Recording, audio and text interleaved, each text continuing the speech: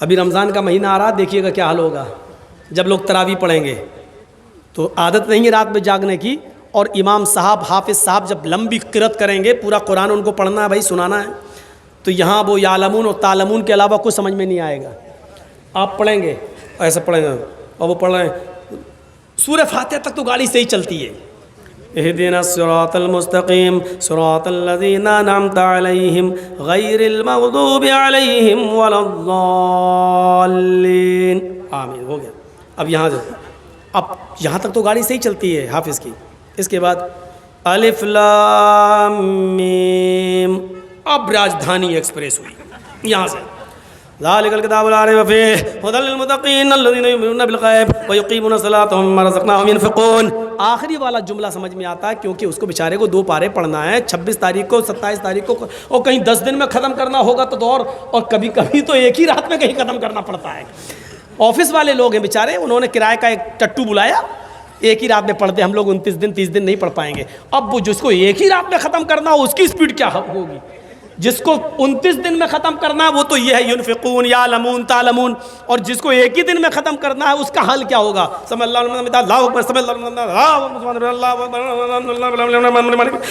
ये चल रही होती राजधानी एक्सप्रेस। और यहाँ पर कुछ लोग होंगे जो ऐसे नींद बांधे होंगे, अब सो रहे होंगे, फिर हाथ बांध लेंगे, क्योंकि यहाँ बोझ पड़ता है, एक्सरसाइज है ये हाथ की। बहुत से लोग यहाँ बांधेंगे, वो हाथ गिर ही नहीं सकता।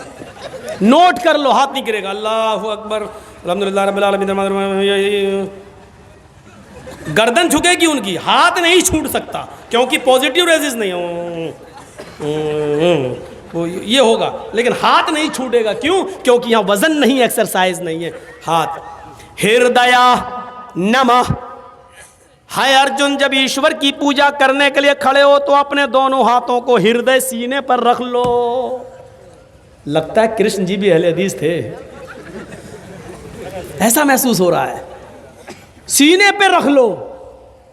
हिंदू भाई हमेशा याद रखिए, सीने ही पे हाथ रखते हैं कि नहीं रखते? पूजा करते तो ऐसे रखते हैं, हम लोग ऐसे रखते हैं, लेकिन रखेंगे सीने पर।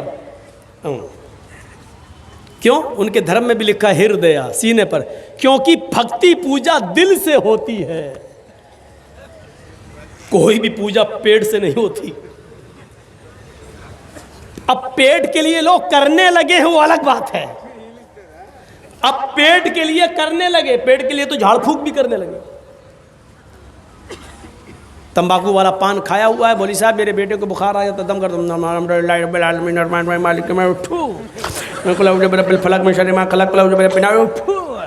पान भी खाता जा रहा, सूरती वाला तंबाकू भी, और फू फू करता भी जा रहा। तो पेट के लिए अब इबादत हो जाए वो एक अलग बात है, लेकिन इबादत दिल से होती है।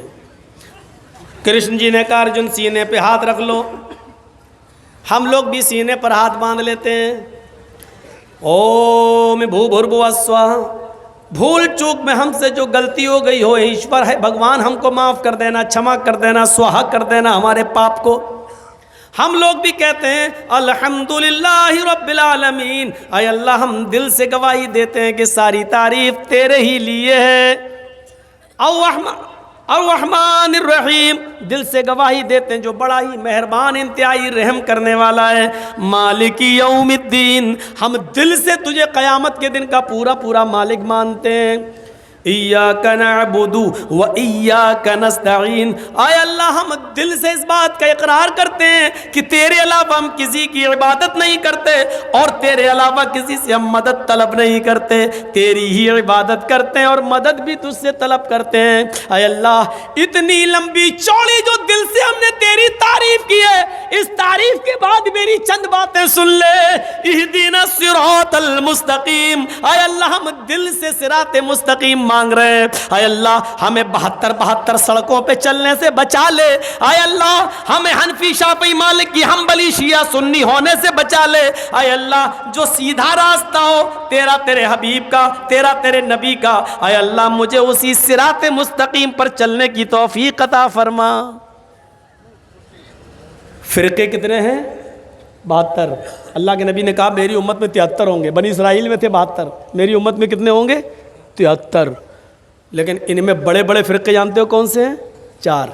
हनफी, शाफई, मालिकी, हम्बली। और आप ताज्जुब करेंगे, इब्ने माजा की रिवायत पढ़िए, अल्लाह के रसूल ने ये तो कहा कि मेरी उम्मत में 72, बनी इसराइल में 72 थे, मेरी उम्मत में 73 होंगे, लेकिन जब आपने सहाबा को समझाया तो एक सीधी लाइन खींचकर सिर्फ 4 लकीरें खींची, 2 इधर और 2 इधर। बहुत बड़ा इशारा था ये नबी अकरम का। 2 इधर खींची और 2 इधर, और इन दोनों पे लिखा एक सीधी लाइन, ये हो गई सीधी, एक इधर एक इधर, एक इधर एक इधर, ऐसे। अब कैसे बताऊं मैं आपको, समझ गए ना? जैसे हवाई जहाज होता है, सीधा ये सीधी लाइन, तो 2 इधर 2 इधर। इन चारों लाइन पर अल्लाह के नबी ने क्या लिखा? हाजा सबीलुश शैतान, हाजा सबीलुश शैतान, हाजा सबीलुश शैतान, हाजा सबीलुश शैतान। और सीधी जो लाइन खींची उस पर लिखा हाजा सिरातुम मुस्तकीम, ये सीधा रास्ता है, ये मेरा और मेरे साहबा का रास्ता है। ये दाएं बाएं, ये 4 सड़कें जो हमने बनाई हैं, ये सब शैतानी रास्ते हैं। मोहम्मद और मोहम्मद के साहबा का, कुरान और हदीस का एक ही रास्ता जो सीधा है, वन्ना हाजा सिराती मुस्तकीमन, और ये मेरा सीधा रास्ता है। 4 लाइनें खींचकर इशारा कर देना, ये बहुत बड़ी बात है मेरे भाइयों। मैंने पहले ही कहा था, यहां पर भी अक्लमंदों के लिए इशारा काफी है, इशारा काफी है। अक्लमंद हैं तो हमारे लिए इशारा काफी है। चलिए आगे चलिए। योगी पूरे शरीर का योग हो। अब देखिए, अल्लाहु अकबर, रुकू में गए, रीढ़ की हड्डी, कमर बिल्कुल सीधी कर लो। आप करना पड़ेगी, हम तो करते ही नहीं हैं। अल्लाहु अकबर, जब तक सीधी हो रही तब तक उठ गए। बाज़ हमारे उलमा ने लिखा है कि कमर इतनी सीधी हो जानी चाहिए कि अगर उसके ऊपर पानी से भरा हुआ बर्तन रखा जाए तो गिरने ना पाए, इतनी सीधी हो जाए बिल्कुल कि कोई चीज़ उस पर रखो तो गिरे नहीं। जब आप टाइट पकड़ेंगे और इस तरीके से जब रुकू करेंगे और सजदे की जगह पर आपकी नज़र होगी, नीचे नहीं। सजदा, अरे नीचे क्या झांक के देख रहा है? सजदे की जगह पर होनी चाहिए निगाह, तो आपकी कमर बिल्कुल सीधी हो जाएगी।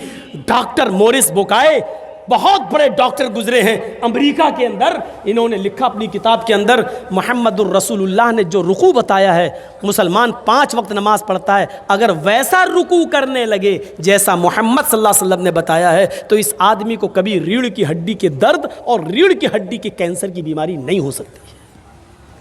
इतना बड़ा इलाज बता दिया अल्लाह के रसूल ने, लेकिन आज हो रही है बीमारी। इसका मतलब यह कि हमारे रुकू और सजदे सही नहीं है। समी अल्लाहु लिमन हमिदा, अल्लाहु अकबर कहकर जब आप सजदे में जा रहे हैं तो आपके दोनों पैरों की उंगलियां मुड़ी हुई होनी चाहिए, आपके दोनों पैर मिले हुए होना चाहिए। जब उंगलियां आपकी मुड़ी हुई होंगी तो उंगलियों से जो नस, जो रगें खिंचेंगी वो आपके दिमाग तक जा रही हैं, पूरे जिस्म की एक्सरसाइज।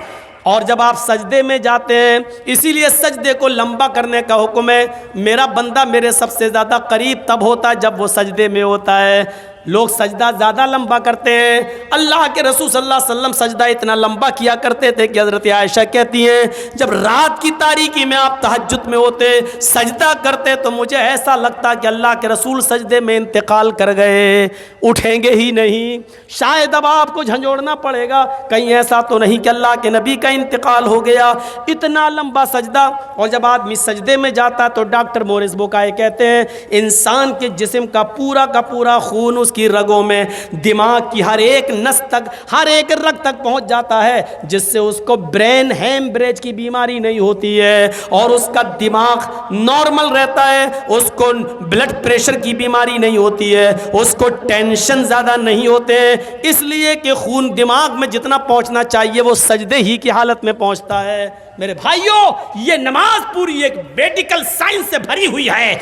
हमने एक बाबा रामदेव का एक योग देख रहा था मैं, योग, उसमें बाबा रामदेव ने बाकायदा इस बात का इकरार किया। मैं टीवी यूट्यूब चैनल लोगों के सामने बोल रहा हूँ, रिकॉर्ड हो रहा है। बाबा रामदेव ने इस बात का इकरार किया था कि नमाज से बड़ा योग कोई है ही नहीं, नमाज सबसे बड़ा योग है। अगर कोई नमाज पढ़ने लगे तो उसको इस योग की ज़रूरत ही नहीं जो हम सिखा रहे। नमाज पूरा अरे जिसकी शुरुआत योगी से हुई हो, उससे बड़ा योग क्या हो सकता है? योगी पूरे शरीर का योग करने वाले बन जाओ, तब तुम्हारी पूजा हो। यहाँ तो हाल क्या है, हमारे हिंदू भाई अब इतना भी नहीं कर रहे। वैसे तो हिंदू धर्म में हाथ भी जोड़ लिए जाते हैं, अब तो इतना भी नहीं करते। अब तो नई नवेली बीवी बैठी हुई है मोटरसाइकिल पर, भिग मंगनी गाड़ी पे बैठे हुए हैं, लड़की के बाप ने इंटरनेशनल भिखारी समझ के दामाद को दे दी, ले जा, मेरी बेटी तो खुश रहेगी, तू भिखारी है तो क्या हुआ, चल दे दी। अब वो बेचारा अपनी बीवी को बिठाल के चला रहा, सामने हनुमान जी की मूर्ति, नहीं उठेगा, उतरेगा नहीं गाड़ी से, क्यों, जल्दी में है, नई बीवी है। लेकिन भगवान नाराज ना हो जाएं इसलिए खोपड़ी तो हिला देगा। 10 किलो की खोपड़ी हिला दी, बढ़ गया आगे, हाथ जोड़ना नहीं, ये नहीं हो रहा। मैं जब पाकिस्तान गया था प्रोग्राम के लिए, तो पहली मर्तबा मैं ट्रेन से गया था, उसके बाद 3 बार और गया हूँ, तो वो मैं बाई प्लेन गया हूँ। तो लाहौर तक तो मैं बस से गया था, वो जो चल रही थी पहले बस जो चली थी दिल्ली से लाहौर तक, समझौता जो अटल बिहारी वाजपेयी जी के दौर से शुरू हुई थी, तो उसके बाद चलती रही, उसमें गया था मैं। तो लाहौर से कराची तक जब ट्रेन पे गया तो वहाँ की ट्रेनें तो ऐसी थीं कि फ्री का पाउडर लगता था चेहरे पे, इतनी धूल उड़ती थी। बहरहाल पहुँचे तो हर स्टेशन पर एक मज़ार बना हुआ है। लाहौर से कराची तक 24 घंटे बल्कि 28 घंटे लगे थे मुझे पहुंचने में। तेज़ रू एक्सप्रेस थी वो, उसका नाम तेज़ रू एक्सप्रेस। उस एक्सप्रेस पे मैं बैठ के गया था, तो जैसे यहाँ हमारे हिंदू भाई मंदिरों के सामने हूँ हिलाते हैं, ऐसे ही वहाँ खिड़की वाली सीट के लिए लोग लड़ते हैं, मुसलमान लोग। और हर स्टेशन के ऊपर एक मज़ार बना हुआ है, और वो भी ऐसे ही जाते हैं, जो भी मज़ार गुजर रहा है, बाबा सर झुकाते हुए ऐसे कर रहे, बाबा मज़ार ऐसे, और गुजर रहे हैं। मैंने कहा मैंने कहा सही जगह आया हूँ तकरीर करने के लिए। हिंदुस्तान में इतना तो है कम से कम कि ट्रेन में बैठकर कोई आदमी अगर स्टेशन से कोई मज़ार गुजर रहा हो तो कम से कम यहाँ का मुसलमान ऐसे नहीं करता। ऐसे वो करता तो जिंदा लड़की को देख के करता है, लेकिन मज़ार को देख के नहीं करता है ऐसा। पाकिस्तान के हालात यहाँ से भी ज़्यादा शिर्क और बिदात पर, उससे भी ज़्यादा। तो हम आपको जो बताना चाहते वो ये बताना चाह रहे हैं कि योग नहीं है, पूरा योग सिर्फ नमाज के अंदर है। और इसके बाद कृष्ण जी क्या कहते हैं, अर्जुन युजीत सततमात्मानम, इसको बराबर पकड़े रहना, इसको कभी छोड़ना नहीं। योगी युजीत सतत मातमानम, सतत पकड़े रहना, कभी मत छोड़ना, रहस्य स्थित था। अगर एक दिन भी छोड़ दोगे तो धर्म पे कायम नहीं रहोगे, एक दिन भी छोड़ दोगे तो धर्म पे कायम नहीं रहोगे। अल्लाह के रसूल ने भी तो यही कहा, जानबूझकर अगर नमाज छोड़ दोगे, कसदन मन तरक सलात मुतअम्मिदन फकत कफर, जिसने कसदन नमाज छोड़ दी, जानबूझकर छोड़ दी, उसने कुफ्र किया। अल्लाह के रसूल ने भी तो यही कहा कि धर्म पर कायम नहीं रहोगे। एक अल्लाह के सामने खड़े हो जाओ, इससे ज्यादा तौहीद और नमाज कहां मिलेगी। अब किताबें बुरी नहीं हैं, गीता रामायण ये सब रोशनी दे रही है, कुरान भी रोशनी दे रहा है। भाई सूरज का काम क्या रोशनी देना। अब सूरज की रोशनी में चमगादड़ अंधा हो जाए, उसको दिखाई ना दे, तो इसमें सूरज का क्या कसूर है। कुरान रोशनी दे रहा है, मुसलमानों को दिखाई ना दे, तो इसमें कुरान का क्या कसूर है। गीता और रामायण वेद रोशनी दे रहे हैं, इसमें अगर हमारे हिंदू भाइयों को और पंडितों को दिखाई ना दे तो इसमें इन किताबों का क्या कसूर है। एक अल्लाह के सामने खड़े हो जाओ, यच्चतातिमा लो, अपनी पूरी आत्मा वहीं लगा दो, ऐसे इधर उधर मत देखो, अपनी पूरी आत्मा वहीं लगा दो, दिल से निराशीर, सबसे निराश हो जाओ, ऊपर वाले से नहीं, परिग्रह वो सब कुछ देने वाला। लीजिए आगे कृष्ण जी कहते हैं, पंचम समय कर्तव्य, हाय अर्जुन 5 वक्त ये पूजा करो, 5 वक्त। पवित्र धरती पाक जमीन तलाश करो, और अगर पाक जमीन पवित्र धरती न मिले, धरती जमीन तुम्हें पाक न मिले, मिर्गा चर्म तो हिरण की खाल, मिर्ग मानी हिरन, मिर्ग मानी हिरन, चरम मानी चमड़ा, हिरन का चमड़ा बिछा लो, हिरन के चमड़े पर तुम ये पूजा कर लो। यानी हलाल जानवरों का चमड़ा भी हिंदू धर्म के अंदर हलाल है, उस पर खड़े होकर नमाज पढ़ी जा सकती है। तो ये दूसरी चीज़ भी हमारे हिंदू भाइयों के अंदर मौजूद है। समानता देखिए आप, कलमा भी है, नमाज भी है। आइए एक चीज़ और दिखा दें, औरतों में जो पर्दा है हमारे यहाँ, समानताएं देखिए। आज पर्दा हिंदू धर्म के अंदर भी है औरतों का। खामखा बहस चल रही है, जीन्स फटी है, लड़कियां फटी जीन्स क्यों पहन रही हैं, नहीं पहनना चाहिए। एक बीजेपी का नेता बोल दिया, तब से आग लगी हुई है। लड़की कह रही वाह साहब, पाकिस्तान में भी बवाल चल रहा है इस वक्त। मालूम है आपको क्या बवाल चल रहा है? पाकिस्तान की औरतें बोर्ड निकाल निकाल के घूम रही हैं और बैनर निकाल निकाल के घूम रही हैं, सड़कों पे आ गई हैं, मेरा जिस्म मेरी मर्जी। कितने बच्चे हम पैदा करेंगे ये मेरा पति तय नहीं करेगा, ये हम तय करेंगे। रात में कितनी बार एक महीने में मिल सकता है ये तुम तय नहीं करोगे, ये मेरा जिस्म मेरी मर्जी। ये चल रहा बवाल। मर्द कौन होता है बच्चे पैदा करने वाला? हमको कितने करना है ये हम तय करेंगे, ये बवाल चल रहा है। देखिए अभी होता क्या आगे चलकर। हिंदुस्तान के अंदर भी एक बवाल चल रहा, फटी जींस।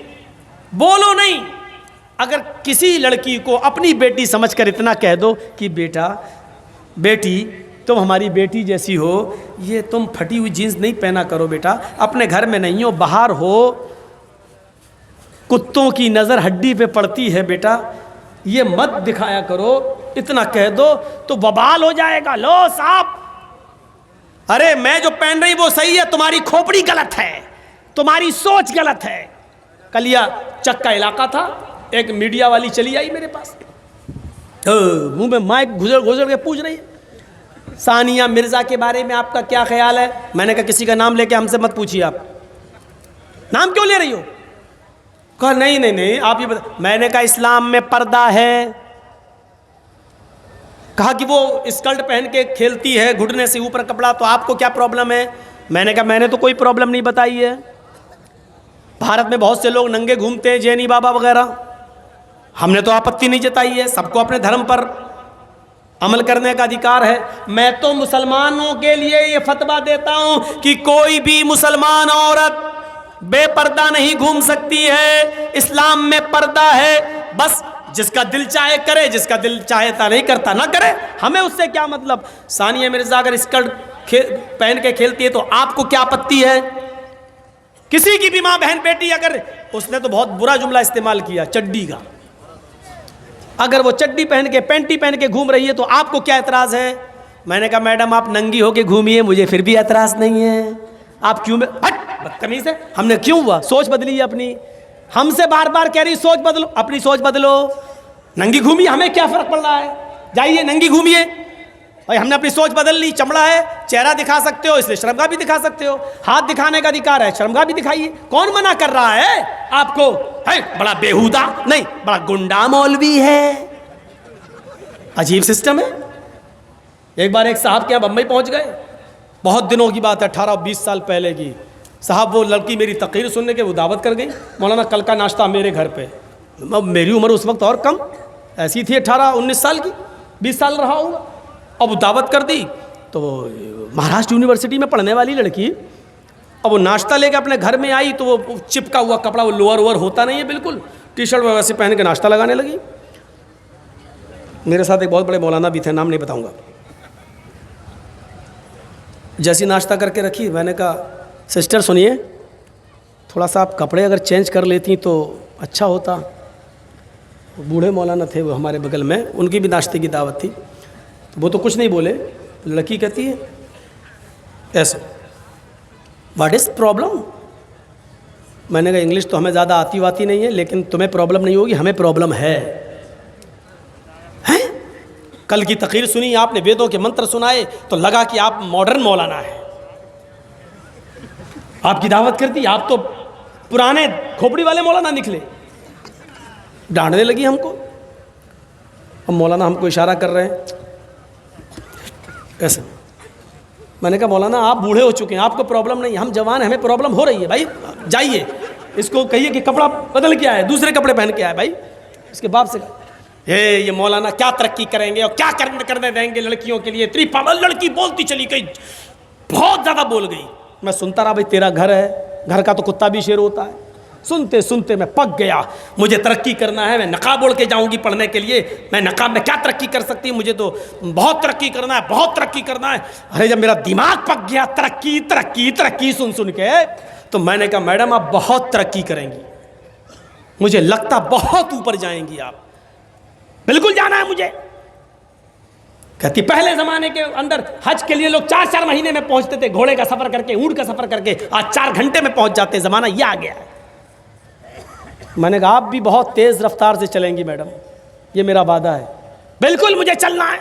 मैंने कहा पहले ज़माने की औरत 9 महीने में बच्चा पैदा करती थी, तुम 9 दिन में पैदा करके दिखाओगी, मुझे उम्मीद है बहुत तरक्की करोगी। हट, बड़ा बेहुदा मौलवी है, गुंडा मौलवी है। हमने ये कह दिया तो गुंडे हो गए, हमने ये कह दिया तो गुंडे हो गए। अजीब सूरत मजाक बना के रख दिया मेरे भाइयों। हिंदू धर्म में भी पर्दा है, ईसाई नन्हे भी पर्दा करती हैं। आप देख लीजिए ट्रेनों में सर छुपाए होंगी बाल, और एक सलीब उनके लटकी होगी, बिल्कुल ऐसा लगता है जैसे नकाब पहने हुए है, सब चेहरा छिपा हुआ, चेहरा खुला हुआ है। बस हिंदू धर्म में तो इतना पर्दा है कि वाल्मीकि जी की रामायण अगर आप पढ़ेंगे तो उसमें यहां तक लिखा है कि रामचंद्र जी की पत्नी सीता का जब हरण हुआ और रावण लेके जब भागा, तो हनुमान और लक्ष्मण जब तलाश करने के लिए गए तो सीता जी बड़ी चालाक थी, कहीं चप्पल फेंक गई, कहीं नथुनी फेंक गई, कहीं दुपट्टा फेंक गई, कहीं चप्पल फेंक गई, कहीं कड़ा फेंक गई। हनुमान एक एक चीज, ये चप्पल किसकी है, लक्ष्मण कहते मेरी भाभी की है, सीता की, चलो इसी रास्ते से ले गया। और आगे के दुपट्टा मिला, ये दुपट्टा किसका है, कहा ये दुपट्टा भी मेरी भाभी का है, सीता का, चलो और आगे चलो, इसी रास्ते से लेकर गया। और आगे बढ़े, एक एक चीज हनुमान जी देते गए और लक्ष्मण पहचानते गए। लास्ट में नाक में पहनने वाली नथुनी मिली, नथुनी, तो हनुमान ने कहा ये नथुनी किसकी है, जल्दी से लक्ष्मण ने कहा अरे यार हनुमान जी ये नथुनी नहीं मालूम है, ये शायद मेरी भाभी की होगी। हनुमान ने कहा सारी चीजें पहचान गए, नथुनी कह रहे होगी। तो हनुमान जी के इस प्रश्न पर क्या जवाब दिया लक्ष्मण ने, हनुमान जी ये नथुनी अगर मेरी भाभी की थी भी तो मेरी भाभी नाक में पहनती थी, इसलिए मैं नहीं पहचान पा रहा हूं, क्योंकि मैंने आज तक अपनी भाभी का चेहरा नहीं देखा। कहा क्यों, कह रहे वो मेरी भाई की पत्नी है सीता, मेरे भाई की राम की पत्नी है, मैं कौन होता हूं उसको देखने वाला, उस पर नजर डालने वाला, उसके चेहरे को देखने वाला। गौर करो, रामचंद्र जी के भाई लक्ष्मण ने अपनी सगी भाभी सीता जी का चेहरा नहीं देखा, देवर ने भाभी का चेहरा नहीं देखा। ये हिंदू धर्म की मनुष्य आज वाल्मीकि रामायण आज तक कह रही है, आज तक ये सबसे पुरानी रामायण है वाल्मीकि की, जो 2000 साल पहले लिखी गई है। आज तक उसके अंदर ये लिखा है कि राम के छोटे भाई लक्ष्मण ने सीता का चेहरा नहीं देखा। आज भी बहुत सी सभ्य समाज की स्त्रियां जब ट्रेनों में हिंदू की सफर करती हैं तो आप देखिए साड़ी पहनकर ऐसे लंबा घूंघट ऐसे मार लेती हैं, चेहरा नहीं खोलती हैं वो ट्रेनों में और बसों में। आज भी सभ्य समाज की उसी वाल्मीकि रामायण पर अमल करते हुए वो किसी को अपना चेहरा दिखाना गवारा नहीं करती। अल्लाह की मार ऐसी पड़ी, कल तक जो पर्दे का चेहरा छिपाने का मजाक उड़ाते थे, आज अल्लाह ने सबके चेहरे छिपा दिए। छिपाओ, डालो मास्क अपने मुंह पर। बहुत बंदरियां बनी फिरती थी अमरीकन, चुड़ैल जैसे मुंह लिए भेजे। ये खूबसूरत होती थोड़ी है आपको जैसा लगता है। अगर बारिश हो जाए ना सड़क पर बाजारों में तो इनका सारा क्रीम और पाउडर धुल जाएगा, इनकी औलाद इनको नहीं पहचान पाएगी कि मेरी अम्मा कहाँ गई। आप जिनके पीछा कर रहे हैं ये तो लिपस्टिक और क्रीम और पाउडर से लगती है 60 साल। आपको यकीन बता, मेरे इलाके का वाकया बता रहा हूँ मैं आपको। 60 साल की बुढ़िया ने पहन लिया बुर्का, और खूबसूरत बुर्का, डिस्को बुर्का, फूल उल चढ़े हुए। अब 60 साल की बुढ़ी बेचारी चल रही है, बुर्का देखकर एक नौजवान उसका पीछा करने लगा। इतना खूबसूरत बुर्का था वो, नौजवान उसका पीछा करने लगा, चलने लगा। इसने पीछे मुड़ के देखा कोई लड़का मेरा पीछा कर रहा है, और लड़का ये समझा कि धीरे धीरे चल रही है, शायद मेरी वजह से लाइन दे रही है। वो अपने बुढ़ापे की वजह से धीरे धीरे चल रही थी, कमजोरी की वजह से। लड़का समझा हाँ लाइन दे रही है। थोड़ी देर के बाद जब ये आगे पहुंचा, लड़का और औरत, वो बुढ़िया समझ गई कि ये कमीना मेरे पीछा कर रहा है, तो उसने नकाब खोल दिया। खूबसूरत नकाब, बूढ़े लगे, नकाब खोल के कहती, बेटा मेरा पीछा क्यों कर रहा है, मैं तो तेरी अम्मा की उम्र की हूँ। कम बखत 2 घंटे की मेरी मेहनत बेकार कर दी बुढ़ी ने, हमें क्या मालूम, खोदा पहाड़ निकली चुईया। तो लड़के को भी गुस्सा आया, कहने लगा, अरे अम्मा हम अपने लिए नहीं अपने अब्बा के लिए ढूंढ रहे थे। सोचा कुछ तो कह दूं इस बुढ़िया को, हैं? इस उम्र में तू इतना खूबसूरत बुर्का पहन के जा रही है, फूल सजे हुए। लड़का सोचने लगा, जब बुर्का इतना खूबसूरत है तो बुर्के वाली कितनी खूबसूरत होगी, लगा उसका पीछा करते हैं। लक्ष्मण ने अपनी भाभी का चेहरा नहीं देखा। हर पढ़िए हदीस, अय अल्लाह के रसूल, अराइतल हमवा या रसूल अल्लाह, अय अल्लाह के नबी, देवर के बारे में आपका क्या ख्याल है? क्या मैं देवर से पर्दा करूं? एक ही घर में होते हैं, देवर और जेठ का आना जाना रहता है, हमारे अपने रिश्तेदारों का आना जाना रहता है। आय अल्लाह के नबी, क्या मैं देवर से भी पर्दा करूं? अल्लाह के नबी का जवाब ये था, हाँ, दूसरों से पर्दे में कुछ कमी हो जाए तो चलेगा, दूसरों से पर्दे में कोई कमी हो जाए तो चलेगी, लेकिन देवर से पर्दे में कमी नहीं होनी चाहिए। अलहमुल मौत, देवर तो भाभी के लिए मौत है, देवर तो भाभी के लिए मौत है। जिस देवर से सबसे ज्यादा पर्दा है, आज हमारी औरतें, हमारी माँ बहनें देवर से ही सबसे ज्यादा खुली होती हैं। जो मजाक शौहर से भी नहीं करती वो देवर से कर लेती हैं। और एक हम हैं, भाभी को घर पहुंचा दो, अपने छोटे भाई को कह रहे हैं भाभी को घर पहुंचा दो। और ऐसे ही ससुराल में हमारा हाल है। ससुर कह रहा है, बेटा अपनी साली को जरा स्कूल छोड़े आओ। मामले दोनों तरफ से गड़बड़ हैं। हमने अपने भाई पर इतना भरोसा कर लिया। सऊदी अरब का वाकया सुने हो ना, जद्दा वाला, एक औरत बेचारी दर्द से कराह रही थी, दर्द से, और जद्दा के टैक्सी ड्राइवर बेचारा, उसको कोई कस्टमर नहीं मिला तो वो रुमाल मुंह पे डाल के लेटा हुआ था। जल्दी से औरत आई उसके पास, देखिए मुझे दर्द ज़े हो रहा है, बच्चे की पैदाइश की तकलीफ, ज़रा कोई करीब के हॉस्पिटल में लेके चलो, मुझे जल्दी से इलाज के लिए जाना है। ड्राइवर ने देखा, टैक्सी ड्राइवर ने, उसने कहा भाई औरत परेशान है, पेट बड़ा, उसने जल्दी से टैक्सी खोली, आओ बहन बैठो, उसने जल्दी से बिठाया और चल दिया। जद्दा के हॉस्पिटल में लेके पहुँचा और उसमें एंट्री होती है, तुम लेके आए हो? हाँ, लिख दिया। अब ये बैठा है कि जल्दी से वो चेकअप करा के आए, तब हमें पैसा दे, जितना हुआ मेरे रियाल। उधर पता चला साहब उसको एडमिट कर लिया गया है, अभी वो 2-3 दिन रहेगी, आप उसके साथ आए हैं? इसने कहा जी। कहा ठीक है, उसको एडमिट कर लिया गया है। और उसने सोचा कि चलो अब हम चलें, 1-2 दिन के बाद आऊँगा, देख लूँगा अगर बच्चा अच्छा पैदा, अभी इतनी जल्दी छुट्टी थोड़ी हो जाएगी, डिलीवरी का मामला है, जब गुजरूंगा तब ले लूँगा पैसा। ऐसा वो चला गया। ये घर में जैसे ही लेटा, इशा के बाद सोया, फजर की नमाज जमात के साथ पढ़ने जाता था और फजर के बाद टैक्सी चलाता था। फजर की नमाज पढ़ के जैसे ही घर आया, इसकी बीवी ब्रेड और आमलेट बना के लाई, टेलीफोन की घंटी बजने लगी इसके घर पर, क्योंकि जब रजिस्टर पे जब इसने औरत को छोड़ा तो अपने घर का मोबाइल फ़ोन और नंबर सब लिख दिया था। फ़ोन, फलां बोल रहे हो जी? भोपाल के रहने वाले थे ये लोग, टैक्सी चलाते थे 20 साल से सऊदी अरब में, जद्दा में। अच्छा, तुम यहाँ अपने घर पे आराम कर रहे हो? का क्या हुआ? अरे कल तुम अपनी बीवी को हॉस्पिटल में छोड़ के गए हो ना, बच्चा हुआ है लड़का, आओ और अपनी बीवी को लेके जाओ यहाँ से। कहता है डॉक्टर दिमाग तुम्हारा ठीक है? बीवी? अच्छा हुआ ये फ़ोन मैंने उठाया, कहीं मेरी बीवी ने उठाया हुआ होता तो कयामत आज ही आ गई होती। कहा आ रहे हो या मैं पुलिस भेजूं तुम्हारे घर? जिस औरत को यहाँ एडमिट कराने आए हो उसने कहा वही मेरा शौहर था जो यहाँ छोड़ के गया है, मैं आ रहा हूँ, तेरा सत्यानाश जाए चुड़ैल डाइन। उसने टैक्सी चलाई और धर से चलाता हुआ चला गया। कहने लगा क्या बदतमीजी है? उसने कहा तुम मुझे छोड़ के चले गए, तुम्हें शर्म नहीं आई? मैं कितनी परेशान रही। रोना शुरू कर दिया। औरत के आंसुओं में भी बड़ी ताकत होती है।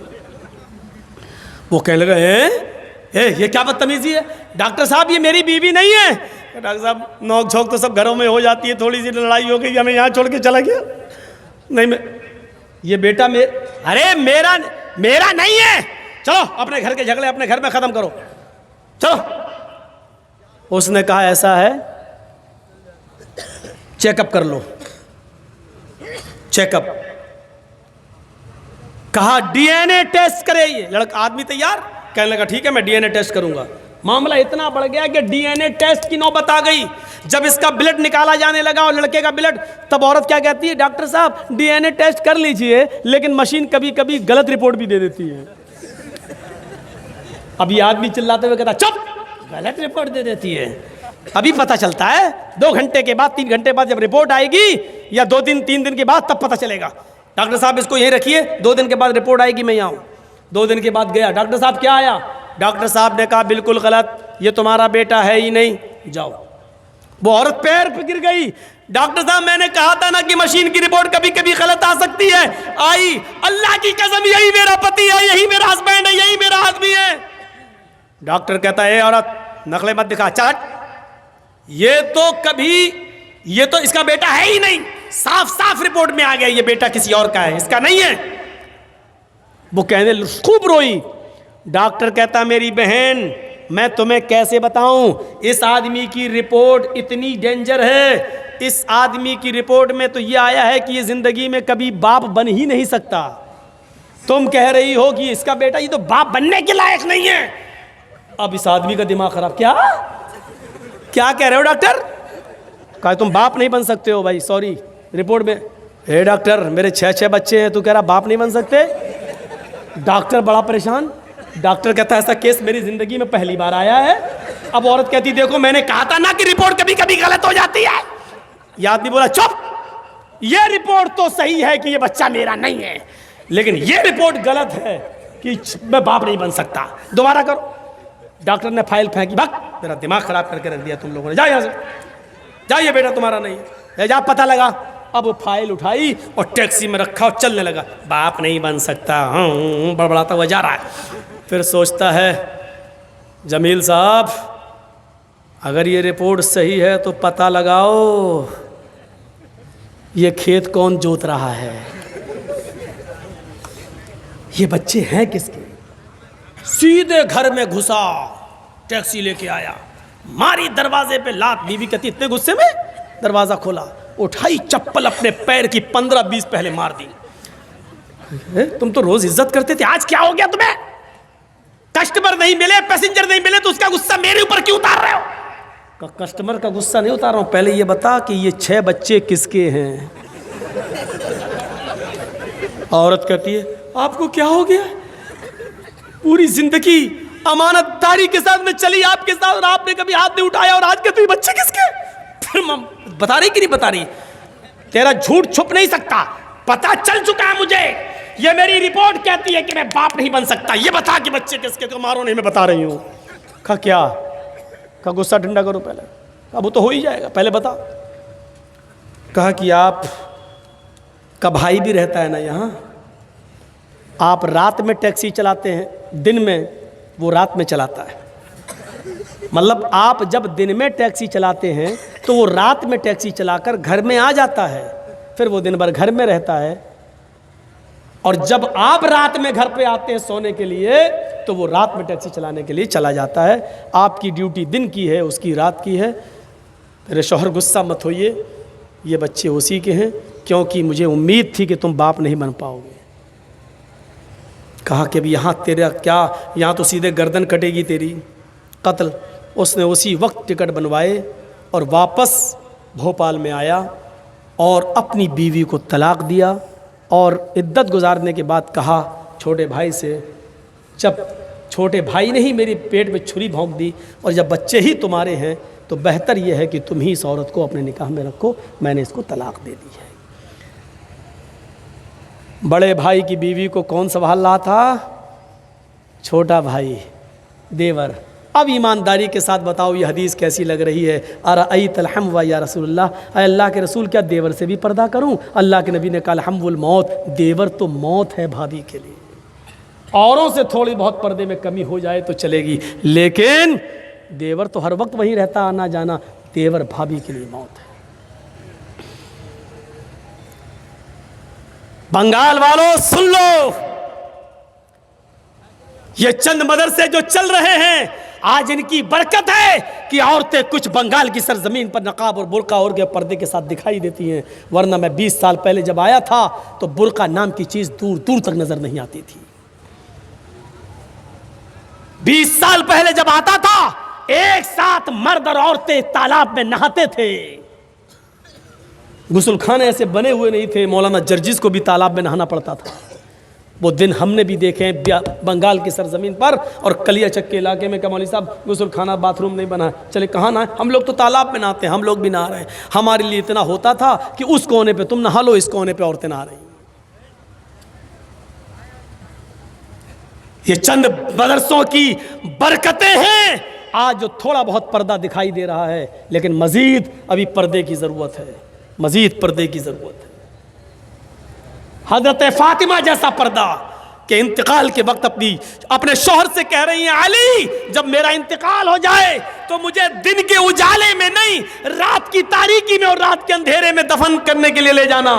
पूछा, फातिमा ऐसा क्यों कह रही हो? कहा, अली मैं नहीं चाहती हूं कि जब मेरा जनाजा निकले तो दिन के उजाले में निकले और मेरे कफन पर गैर मर्द की नजर पड़े। मैं चाहती हूं कि मेरा जनाजा रात के अंधेरे में निकले और मेरे मुर्दा जिस्म पर पड़े हुए कफन पर भी किसी गैर मर्द की नजर न पड़े। ये पर्दा जो हिंदू धर्म के अंदर है वो इस्लाम के अंदर भी है। मेरे प्यारे साथियों, ये समानताएं हैं। और जहाँ तक मरने के बाद दोबारा जन्म, ये तो हिंदू धर्म में बहुत बाद में आया है। मरने के बाद इंसान ने अच्छे कर्म किए होंगे तो ऋषि मुनि बनेगा, इंसान बनेगा, और बुरे कर्म किए होंगे तो कुत्ता, बिल्ली, चूहा, बंदर, छछूंदर, यही सब बना दिया जाएगा। ये बहुत बाद में आया है, वरना ऋग्वेद का मंत्र तो यह है, मृत्यु जन्मम मृत्यु पश्चातम द्वितीय जन्मम भवति, ने तृतीय ने चतुर्थ ने पंच ने षष्ठ ने सप्त ने अष्ट ने नवम ने दशंका। मरने के बाद तुम्हारा दूसरा एक जन्म होगा, मरने के बाद तुम्हें दोबारा उठाया जाएगा। तुम्हारा तीसरा जन्म नहीं होगा, चौथा नहीं होगा, पांचवा नहीं, छठा नहीं, सातवां नहीं, आठवां नहीं, नवा नहीं, दसवां नहीं, यानी मरने के बाद तुम्हारा एक दूसरा ही जन्म होगा। मनुष्य बनकर तुम उठाए जाओगे, इंसान ही बनकर तुम उठोगे। मरने के बाद कुत्ता, बिल्ली, चूहा, बंदर नहीं बनना है। कहीं देखा है आपने? अकल क्या कहती है? गेहूं का दाना जमीन में डालो तो क्या पैदा होगा? कभी देखा गेहूं से चावल पैदा हुआ हो? गेहूं डालोगे गेहूं पैदा होगा। आम की गुठली जमीन में डालोगे तो आम ही लगेगा। तरबूज डालोगे, हैं, वाटर लेमन, तो आप क्या समझते हैं क्या पैदा होगा? तरबूज का बीज डालोगे तो तरबूज ही पैदा होगा। लेमू का बीज डालोगे तो लेमू पैदा होगा। ये अकल भी कहती है कि मरने के बाद इंसान को जब तुम जमीन में दफन करोगे तो उससे इंसान ही निकलेगा, न कि कुत्ता, बिल्ली, चूहा, बंदर। इसको अकल भी तस्लीम नहीं करती है। मेरे प्यारे साथियों, चाहो जलाओ चाहो दफनाओ, मरने के बाद एक दूसरा ही जन्म इंसान होगा। इसी को कुरान ने भी कहा है, अयहसबुल इंसानु अन युतरका सुदा अलम यकुन नुतफतम मिन मनी युमना थुम्मा काना अलकतन फखलक फसव्वा फजअल मिनहु ज़ौजैन अज़्ज़करा वल उन्सा अलैसा ज़ालिका बिक़ादिरिन अला अन युहियल मौता। ऐ इंसान, क्या तू ये समझता है कि तुझे बगैर हिसाब व किताब के यूं ही छोड़ दिया जाएगा? नहीं नहीं। अलम यको, क्या तू शुरू में अलम यको मिन नुतफतिम मिन मनी युमना, क्या तू शुरू में हकीर और जलील पानी की एक बूंद न था? क्या तू हकीर पानी का एक कतरा न था जो रहम मादर तक, औरत के रहम तक पहुंचाया गया?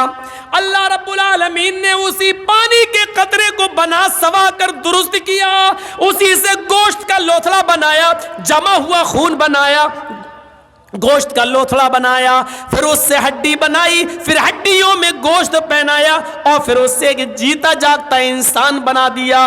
उसी पानी के कतरे से मजबूत खोपड़ी बनाई, उसी पानी के कतरे से इतना नरम भेजा बनाया कि 2 उंगलियों के बीच में रख दो, मसल दो। उसी पानी के कतरे से अल्लाह ने इतना नर्म नाजुक हार्ड दिल बनाया कि अगर उसकी धड़कनें बंद हो जाएं तो दुनिया का कोई डॉक्टर उसकी धड़कनें जारी नहीं कर सकता है। और उसी पानी के कतरे से अल्लाह ने तुम्हारे दिमाग में तुम्हारे दिमाग में हजारों तारों का कनेक्शन डालकर तुम्हें 2 चमकते हुए ट्यूबलाइट दिए, आंखें दी, जिससे तुम 9 करोड़ 30 लाख मील की ऊंचाई पर सूरज को देख लेते हो। जिस आंख की बीनाई से, रोशनी से तुम 2,40,000 मील की ऊंचाई पर चांद को देख लेते हो।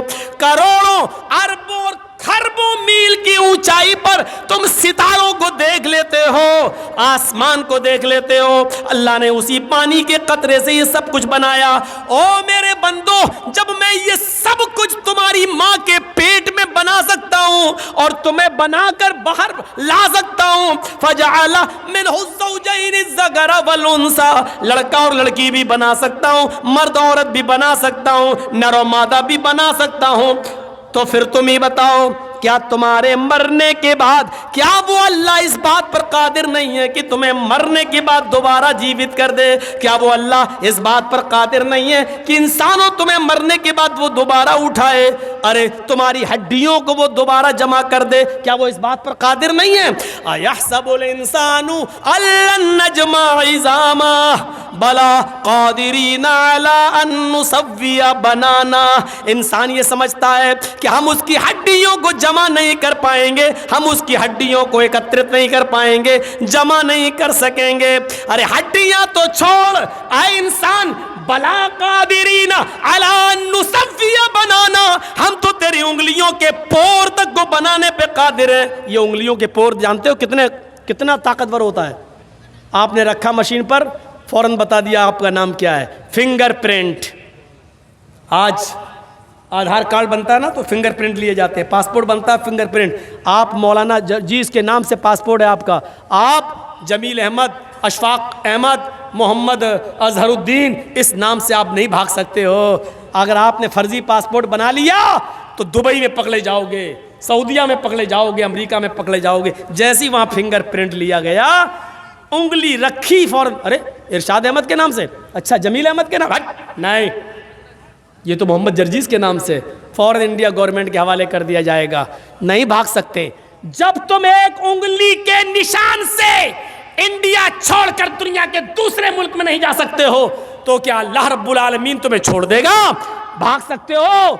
उसकी दी हुई अकल से फिंगरप्रिंट मशीन बना सकती है साइंटिस्ट लोग, तो क्या अल्लाह के पास ऐसा कोई आला नहीं है? उंगलियों के पोर, कह रहा हड्डियां तो छोड़ो, उंगलियों के पोर तक बनाने पर हम कादिर हैं।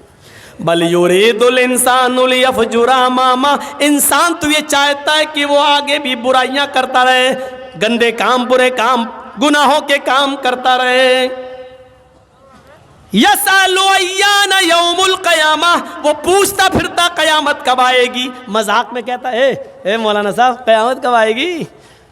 शराबी जुआरी लोग, मौलाना कयामत में बोल रहे हैं, कयामत कब आएगी? मजाक में। यसअलु अय्याना यौमुल क़यामा, वो सवाल करता मजाक में कि कयामत कब आएगी। फ़इज़ा बरिक़ल बसरु व ख़सफ़ल क़मरु व जुमिय शम्सु वल क़मर, जब आंखें चुंधिया जाएंगी, व ख़सफ़ल क़मर, चांद बेनूर हो जाएगा, व जुमिय शम्सु वल क़मर, और चांद सूरज दोनों मिला दिए जाएंगे, जमा कर दिए जाएंगे। उस दिन इंसान इस हालत को देखेगा तो कहेगा, यक़ूलुल इंसानु यौमइज़िन अयनल मफ़र, आज हम कहाँ भागें? आज भागने की जगह कहाँ है? आज मैं कहाँ छिपूं? आज मैं अपना चेहरा कहाँ छिपाऊं? कल्ला ला वज़र, नहीं, भागने की कोई जगह नहीं है। आज तू भागना भी चाहेगा तो भाग नहीं पाएगा। मेरे भाइयों, अल्लाह ने बता दिया, हिंदू धर्म के अंदर भी मरने के बाद तुम्हें एक दूसरा जन्म होगा। इस्लाम भी यही कहता है कि मरने के बाद एक दूसरा जन्म, एक तुम्हें कब्रों से ऐसे उठाया जाएगा इंसान की शक्ल में। भागने का कोई रास्ता नहीं है। कुत्ता, बिल्ली, चूहा, बंदर, ये तो अजीब सिस्टम समझ में नहीं आता है। और हिंदू धर्म में तो यहाँ तक लिखा है, ये जुर्म करोगे तो ये बनोगे, ये जुर्म करोगे तो ये बनोगे, ये करोगे तो ये बनोगे। 2-3 जुर्म हमें याद हैं। चोरी करोगे तो बिल्ली बनोगे, रिश्वत खाओगे तो कुत्ता बनाया जाएगा, किसी लड़की पर गलत नजर डालोगे, शहावत की गलत, तो तुम्हें अगला जन्म लड़की का होगा। हैं? जुआ खेलोगे तो भैंस का जन्म, चोरी करोगे तो बिल्ली का जन्म, रिश्वत खाओगे तो कुत्ते का जन्म। किसी लड़की को अगर गलत नजर से देखोगे तो अगला जन्म लड़की का। अकल में आती है ये बात? मनुस्मृति में लिखा है। अक्ल में आती है? अब इसका मतलब क्या, निकालो ज़रा। जुआ खेलोगे तो भैंस का जन्म होगा, इसका मतलब क्या हुआ? दुनिया में जितनी भैंसें तुम्हें दिखाई दे रही हैं ये सब पहले मर्द थे, इन्होंने जुआ खेला होगा तब इनको भैंस का जन्म हुआ है। अब इसका मतलब ये हुआ कि अगर दुनिया में कोई आदमी जुआ ही ना खेले तो इसका मतलब ये हुआ कि भैंसें पैदा ही नहीं होंगी, और जब भैंसें पैदा नहीं होंगी तो दूध कहाँ से आएगा, घी कहाँ से आएगा, मक्खन कहाँ से आएगा, दही कहाँ से आएगा, कौन देगा? अब इसका एक और मतलब निकालो। कोई पंडित जी हमारे सामने हो तो बात करने में मज़ा भी आए। किसी दिन योगी जी बुला लें, हमें बड़ा मज़ा आ जाएगा डिबेट में। मैं उनसे पूछूंगा कि अगर भैंसें ही ना पैदा हो तो फिर क्या होगा, दूध घी मक्खन दही कहाँ से मिलेगा? देखिए क्या जवाब देते, कौन देगा ये? इसका मतलब ये है कि ये सारी नेमतें अगर खाना है तो जुआ खेलो, यही तो मतलब हुआ। चोरी करोगे तो बिल्ली का जन्म होगा। लो साहब, दुनिया में जितनी बिल्लियां हैं ये सब चोर थी, पहले चोरी की थी इसलिए इनको बिल्ली का जन्म हुआ। अच्छा ये बताओ, बिल्ली का जन्म होने के बाद भी क्या फ़ायदा हुआ? जब इंसान थे तो हमारा माल चुराते थे, जब बिल्ली बना दिया तो किसी की मुर्गी चुरा रहे हैं, किसी का दूध चुरा रहे हैं, खा जाते मुर्गी कबूतर सब खा जा रही है वो चुरा चुरा के। तो चोरी तो अब भी उसकी बंद नहीं हुई है, हैं? किसी लड़की को देखोगे तो तुम्हारा अगला जन्म लड़की का होगा। दुनिया में जितनी भी औरतें देख रहे हो ना पंडाल में जो आई हैं जलसा सुनने, ये सब पहले मर्द थीं। इन्होंने किसी लड़की पर गलत नज़र डाली होगी तब इनको लड़की का जन्म हुआ है। बिलफर्ज महल मान लो थोड़ी देर के लिए, अगर दुनिया में कोई भी आदमी किसी लड़की पर गलत नज़र न डाले और सिर्फ अपनी माँ बहन बेटी की नज़र से देखे तो इसका मतलब ये हुआ कि दुनिया में कोई भी आदमी अगर माँ बहन बेटी गलत नज़र न डाले तो लड़की पैदा ही नहीं होगी, लड़की का जन्म ही नहीं होगा। और जब लड़की का जन्म नहीं होगा तो इसका मतलब क्या, वो बच्चे कौन पैदा करेगा? ये नस्ल इंसानी कहाँ से चलेगी? 18 साल पहले मैंने कुछ और कहा था, आज नाम नहीं लूँगा। ये बहुत ख़तरनाक दौर है। यहाँ जो बोलता है वो अंदर जा रहा है, यहाँ डेमोक्रेसी है, यहाँ सेकुलरिज्म ख़त्म हो चुका है, यहाँ कुछ नहीं है, कुछ भी नहीं। अच्छा बोले, अभी तो बाद में साबित होगा कि तुम सही बोले कि गलत, पहले अंदर जाओ, घुसो पहले अंदर। मेरे भाइयों, अफसोस होता है मुझे इस बात पर, चोरी करोगे तो कुत्ते का जन्म होगा। लो साहब, दुनिया में जितने भी कुत्ते होते हैं देख रहे हो ना, ये सब पहले इंसान थे, इन्होंने चोरी की होगी तब इन्होंने रिश्वत खाई होगी तो कुत्ते का जन्म। अच्छा, कुत्ते भी दो किस्म के होते हैं, एक तो यहाँ घूमते हैं जो, और एक होते हैं जिनको खूबसूरत लड़कियाँ जिनको चूमती हैं टम्पी पंपी, और एक होते हैं जो बड़े बड़े नेता लोग जिनको मारुति गाड़ियों में लेके एसी एयर कंडीशन में चलते हैं। तो इसका मतलब यह कि रिश्वत का की कैटेगरी अलग होगी। जिन्होंने 100, 200, 500, 1000 रुपए खाए होंगे रिश्वत, इनको ये वाला कुत्ता बना दिया जाता है। थोड़ी सी और बड़ी रिश्वत होगी 1,00,000, 2,00,000 की, उनको वो लड़कियां जिनको खाना ना खिलाती हैं अपने घर में, चंपी टम्पी पंपी। और जो मारुतियों में घूम रहे हैं ये जो कुत्ते हैं, ये बड़े स्टैंडर्ड कुत्ते हैं। ये जरूर पार्लियामेंट के कोई बड़े नेता रहे होंगे, इन्होंने बड़े घोटाले किए होंगे, और बड़े घोटाले करने के बाद, बड़ी रिश्वतें खाने के बाद इनको इंटरनेशनल मरने के बाद भी कुत्ता बनाया गया। तब भी मारुतियों में, एसी में इसकी आदत छूट नहीं रही है।